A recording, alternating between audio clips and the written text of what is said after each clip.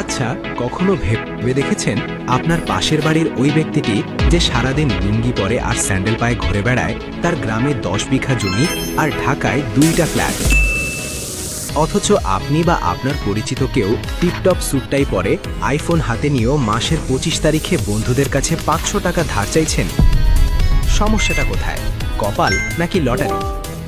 না বস, সমস্যা আপনার পকেটে না, সমস্যা আপনার ব্রেনে।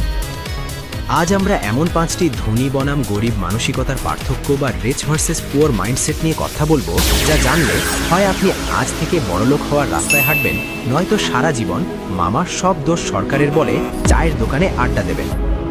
তাই পপকর্ন হাতে নিন, সিট বেল্ট বেঁধে নিন, কারণ আজকের ভিডিও আপনার লাইফ চেঞ্জ করে দিতে পারে।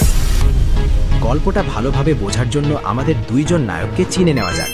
একদিকের নাম হাবলু। হাবলু মনে করে টাকা হলো হাতের ময়লা, আজ আছে কাল নাই, সুতরাং ওরাও। হাবলুর জীবনের মেইন টার্গেট হলো পাশের বাসার ভাবি ও এলাকার মানুষের সামনে ভাব নেওয়া। আর অন্যদিকে আছে লাবলু। লাবলু নামের মতোই লাবলু সব সময় লাভের চিন্তা করে। সে মনে করে টাকা হলো চারা গাছের মতো, যত্ন করলে একদিন বিশাল গাছ হবে। লাবলু দেখতে সিম্পল, কিন্তু তার প্ল্যানিং সলিড। মাসের 1 তারিখ হাবলু আর লাবলু দুইজনেই 30,000 টাকা স্যালারি পেল।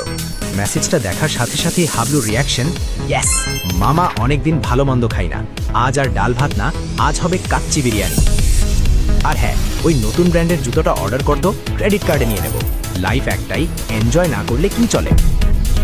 অন্যদিকে লাবলু স্যালারি পাওয়ার পর শান্তভাবে ক্যালকুলেটর বের করলো। সে প্রথমেই 5,000 টাকা এমার্জেন্সি ফান্ডের জন্য সরালো, কারণ বিপদ বলে কই আসে না। এরপর আরও 5,000 টাকা শেয়ার মার্কেট বা এসআইপিতে ইনভেস্ট করলো। বাকি টাকা দিয়ে সে মাসের খরচ চালাবে। লাবলুর ফিলসফি সিম্পল, আগে সঞ্চয় তারপর খরচ। দর্শক বন্ধুরা, আপনারা কি খেয়াল করলেন, টাকা পাওয়ার 5 মিনিটের মধ্যেই হাবলু চিন্তা করছে কিভাবে টাকাটা খরচ করবে, আর লাবলু চিন্তা করছে সেই টাকাকে কিভাবে কাজে লাগাবে। গরিব মানসিকতা মানে হলো ইনকাম হওয়ার সাথে সাথে খরচ বা এক্সপেন্সেস, আর ধনী মানসিকতা মানে হলো ইনকাম হওয়ার পর বিনিয়োগ বা ইনভেস্টমেন্ট। এখন সত্যি করে কমেন্টে বলুন তো, স্যালারি বা পকেট মানি পাওয়ার পর আপনার মাথায় প্রথম চিন্তা কি আসে? 1 শপিং, নাকি 2 ইনভেস্টমেন্ট? লজ্জা পাবেন না, কমেন্টে লিখুন। আমরাও দেখি কতজন ফিউচার মিলেনিয়ার আমাদের ভিডিও দেখছে। আসুন এবার অর্থনীতির সবচেয়ে বড় ভুল ধারণাটা ভাঙি।